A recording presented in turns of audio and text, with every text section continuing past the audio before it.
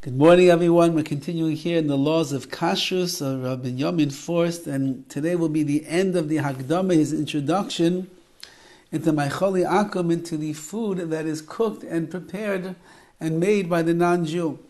B'yois shetechilas his oirerus anoshim yachad, and what creates a relationship in the beginning between people. It really starts often between eating and drinking together. It draws out the heart. His chatnus, and it brings a person to marriage. In the end, can even bring them to avodah zarah, to worshiping idols. If you worship what your spouse themselves are worshiping, like it says in the Torah, and they'll call you, you eat from there, eat from his zevach, his korban sacrifice, and then you'll take their daughters for your sons, and your sons will end up chasing after their gods, and your sons or their daughters will go after the gods, and your sons will go after their gods. It's a disaster. Therefore the sages made the following decree. The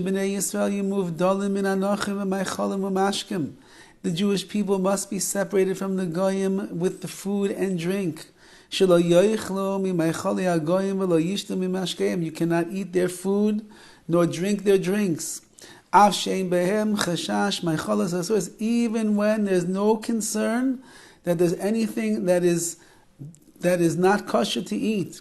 For example, the goy makes a kosher steak with some kosher potatoes on the side and a salad that was checked for bugs. You have nothing to worry about. Everything is kosher. No, it's not kosher, say Chazal, because it was cooked by the non-Jew. And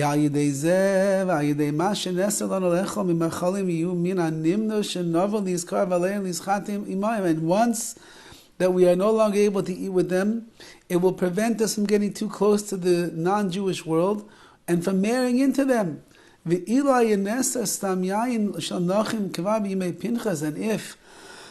in the days of Pinchas, going back in the times of the Torah, they already would have asked, they would have prohibited drinking the wine of non-Jews, the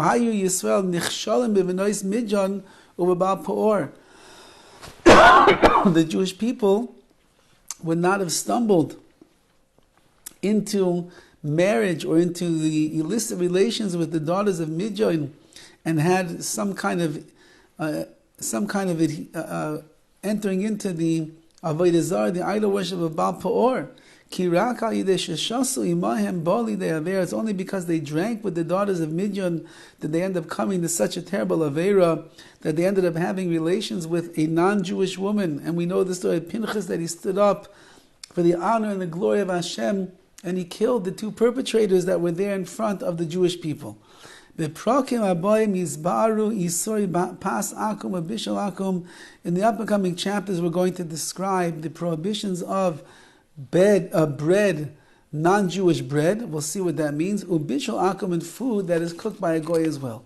I just want to share that one of the listeners sent to me the following message, that he himself is about tshuva.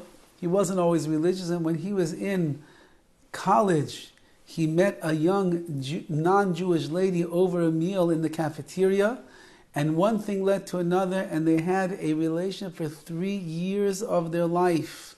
3 years, almost to the point of marriage, and Baruch Hashem, it was averted, and he ended up becoming a Baal Tshuva. In the end, he became frum, and he said that's exactly, Chazal know exactly what they are talking about. When you're eating, when you're drinking, when you're casual, when you're laughing, when you're looking at each other in the eyes, when you're falling in love with each other as you eat over a cup of coffee and a piece of cake or a steak and the like.